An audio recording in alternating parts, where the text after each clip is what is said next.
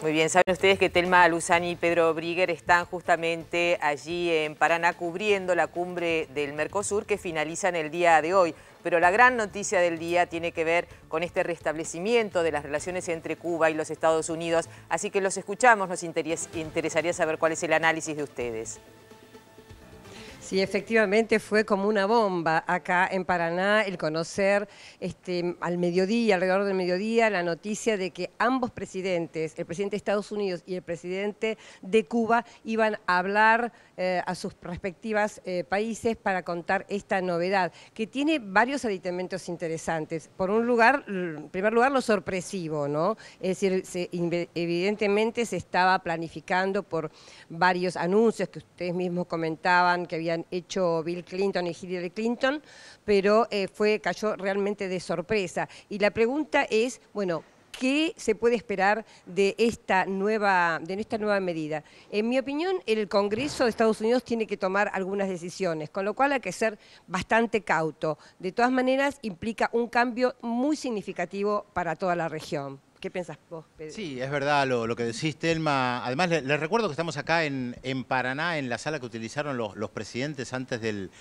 plenario. No es la que vieron por televisión, sino que acá es donde se cocinaba todo, se decía, donde estaban discutiendo, como se suele decir. Y lo que les queríamos decir también respecto de este hecho histórico es que es muy interesante lo que plantean ambos discursos, tanto Barack Obama como Raúl Castro. En primer lugar, porque Barack Obama dice, ha fracasado la política que hemos implementado. Los cambios que quisimos conseguir, él dice, de mayor democracia, libertades, en Cuba no lo logramos por esta vía. 50 años después, o más de 50 años, él dice, desde 1961 están los Castro en el poder, todavía están en el poder. Esto quiere decir que hemos fracasado y además el resto del mundo nos mira. Pero es interesante, Thelma, lo que decís respecto del Congreso de los Estados Unidos, porque Raúl Castro, en su discurso, dice que Barack Obama puede, a través del poder ejecutivo, llevar adelante los cambios. Varias veces se le planteó esto desde Cuba a Estados Unidos. Cuando Barack Obama decía que él tenía las manos atadas por el Congreso, se le respondía que era verdad en cierta medida, pero que había muchas cosas que podía hacer como presidente de los Estados Unidos, porque al fin y al cabo está a cargo del poder ejecutivo. Sí, yo voy a poner el vaso medio vacío en esto. Por un lado, es muy interesante tu comentario. Es como si el presidente Obama dijera, no nos ha servido de nada el hard power, es decir, las políticas duras. Sí, vamos a usar el soft power, es decir, vamos a tratar de penetrar y de convencer a los cubanos de que tienen que ser democráticos por otros medios. Es decir, el objetivo final no cambia, el objetivo final es que Cuba no tenga un régimen socialista, sino que tenga lo que llama Obama un régimen democrático, pero el objetivo sigue vigente. Y otro punto que me llamó mucho la atención fue cuando Obama dijo que esto significa un rediseño en toda la política para América Latina, con lo cual hay que prestar mucha atención en lo que va a pasar de ahora en adelante. Y finalmente, respecto del Congreso, si tenemos en cuenta que cuando el presidente Obama planteó, por ejemplo, una reforma médica o una reforma inmigratoria y fracasó, bueno, ojalá que no suceda, pero podría llegar a suceder esto también con Cuba.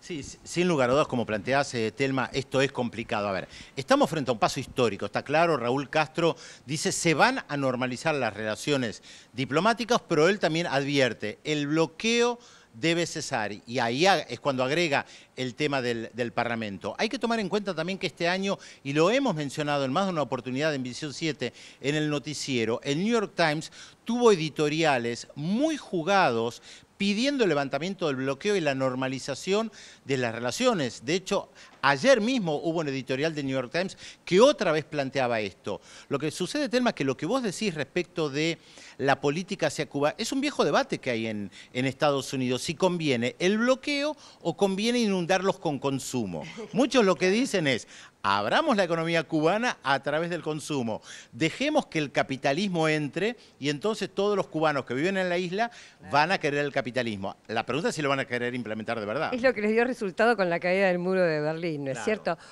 Ahora, en cuanto a las repercusiones, hubo, por supuesto, como veíamos en el informe, excelentes repercusiones de la OEA, Europea, de José Miguel Insulza, por supuesto de la CELAC, de todos los países del continente, de la Unión Europea, pero una muy mala repercusión entre los cubanos exiliados en Cuba, o ya nacidos, en Miami, o ya nacidos en Miami, o ya nacidos en Estados Unidos. Incluso Marco Rubio, que es uno de los presidenciables para el futuro, un republicano, dijo que era un pésimo ejemplo el haber intercambiado prisioneros, estaba refiriéndose a Alan Gross, un espía norteamericano que hace 5 años que estaba preso en Cuba por intentar desestabilizar el gobierno a través de las venta o de celulares y todo este tema del sitio Zunzuneo, que era una forma de desestabilizar el gobierno, y por otro lado los 3 cubanos que estaban presos en Estados Unidos, que ya han sido liberados también. Para este sector, la política de Estados Unidos de demostrar cierta, entre comillas, debilidad es un error porque puede tomarse como un mal ejemplo. Esto me parece que también es un punto en el que nos tendríamos que reflexionar de acá en los próximos días para ver qué significa. Telma y Pedro, muchas veces nosotros hemos dicho... ¿Me escuchan? Sí, Cecilia. No, recién justamente Telma mencionaba a Alan Gross, los coletazos de la información de la jornada de hoy. El jefe de Alan Gross era justamente el jefe de la USAID, recordemos que es la Agencia de los Estados Unidos para el Desarrollo Internacional, también presentó su renuncia, lo dijo en el marco de un discurso en el que señala sus propias contradicciones respecto de esto que está sucediendo. Recordemos, ya que lo mencionás, Cecilia, que hace unos días en nuestro noticiero mencionábamos que justamente la agencia de noticias Associated Press de los Estados Unidos había revelado que la USAID estaba llevando adelante planes para desestabilizar al gobierno cubano, que en este año, el 2014, habían revelado Associated Press planes respecto del tema del Zunzuneo que comentaba Telma, esta red de Twitter que querían construir, que habían llevado a jóvenes latinoamericanos para desestabilizar al gobierno. Y la última revelación que comentamos en nuestro noticiero también la semana pasada, que tenía que ver con el hecho de que habían tratado de influir sobre bandas de música, también para tratar de sumar jóvenes. Todo eso estaba armado por diversas organizaciones terciarizadas que estaban siendo controladas por la USAID, justamente el organismo para el cual aparentemente trabajaba Alan Gross, quien estuvo 5 años presos. Ahora, también hay que resaltar el cambio que ha habido en América Latina. Por eso hoy, durante la cumbre de Mercosur, nosotros escuchamos a todos los presidentes manifestarse al respecto. 15 años atrás, América Latina tenía otra cara y le daban la espalda a Cuba. Y ahora prácticamente todos los gobiernos en América Latina respaldan a Cuba, piden levantamiento del bloqueo, y es más, también comentamos en el noticiero que Panamá le había cruzado la invitación oficial a Cuba para participar de la próxima Cumbre de las Américas en abril en Panamá, que Estados Unidos había presionado al gobierno panameño para que no lo invitara, y hoy en el comunicado del Departamento de Estado, la Casa Blanca dice que Barack Obama va a ir a la cumbre en Panamá. Exacto, puede ser que en la cumbre de Panamá se encuentren justamente el presidente Obama y Raúl Castro. Sí, ¿una pregunta tienen? Sí, Telma, Pedro, ¿ustedes por qué creen que llega en este momento justamente el anuncio de este histórico acuerdo? ¿Lo podría haber hecho Barack Obama un año atrás, 2 años atrás? ¿Y cuánto creen que influyó realmente el Papa Francisco para que se llegara a este acuerdo entre Cuba y los Estados Unidos? Bueno, el Papa Francisco, por lo que dicen los dos presidentes, tuvo una gran importancia. Realmente todavía esto, como ha sido secreto, yo la verdad es que no te puedo dar información fidedigna porque no se conoce. En cuanto a las intencionalidades, yo creo que este momento tiene que ver con un momento de fracasos del presidente Obama, que viene de una elección legislativa muy dura en la que perdió la mayoría del Congreso. Es decir, creo que de alguna manera en este último tramo del gobierno trata de hacer algún tipo de gesto que lo deje en la historia, por llamar de alguna manera.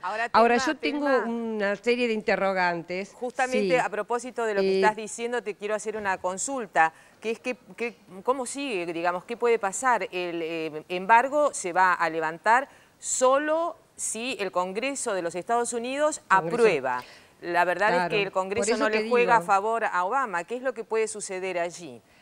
El nuevo Congreso viene el 20 de enero, o sea que si lo aprueban de acá el 20 de enero es medio difícil. Pero yo creo, digamos, si uno piensa a nivel geoestratégico, yo pienso que hay otra cosa, y es lo que dije al principio. Hay como un rediseño de la política en relación a toda la región.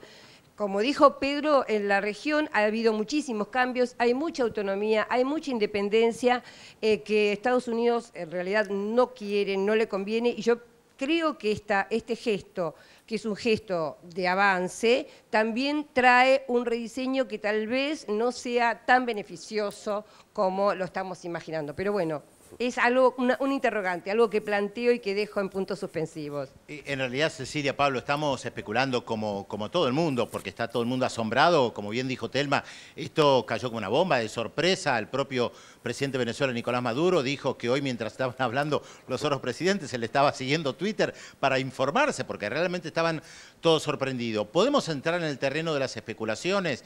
Y sí, se puede pensar que Hillary Clinton podría ser candidata a la presidencia y que le saca un problema de encima, no ser ella la que levanta el bloqueo o que normaliza las relaciones. Son especulaciones. Seguramente con el correr de los días sabremos más sobre la conversación telefónica que hubo entre Barack Obama y Raúl Castro, sabremos más sobre la intervención del Papa Francisco, sabremos más sobre la intervención de Canadá, sabremos más si hay vinculación entre el New York Times y esos editoriales que tanto comentábamos y el cambio de la política, si es una cuestión de debilidad, como señalaba Telma. Hay muchos interrogantes, pero no podemos dejar de congratularnos y decir que realmente, como decía la presidenta, ¿quién hubiera imaginado los que comenzaron a militar en política a comienzos de la década del 60?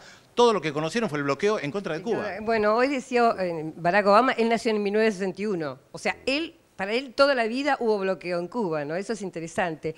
No, yo quería hacer un comentario también un poco más amplio, si se quiere, del mundo en general, en el sentido de que es difícil pensar que Estados Unidos tiene una posición pacifista o de apertura o de beneficiar a Cuba cuando, por otro lado, en otras zonas del mundo, como el caso de Rusia, está ajustando las sanciones. Ayer dijo que iba a enviar más armas a Ucrania, ha sancionado a Venezuela, es decir, por otro lado sigue siendo el mismo Estados Unidos de siempre, Estados Unidos de la mano dura, ¿no? Entonces creo que hay que ser muy cauteloso en pensar que esto va a ser solo bueno para Cuba. Digo, igualmente, por supuesto, nos alegra desde ya la liberación de los presos, nos alegra que se abran las embajadas y ojalá que el Congreso finalmente termine con el bloqueo contra la isla.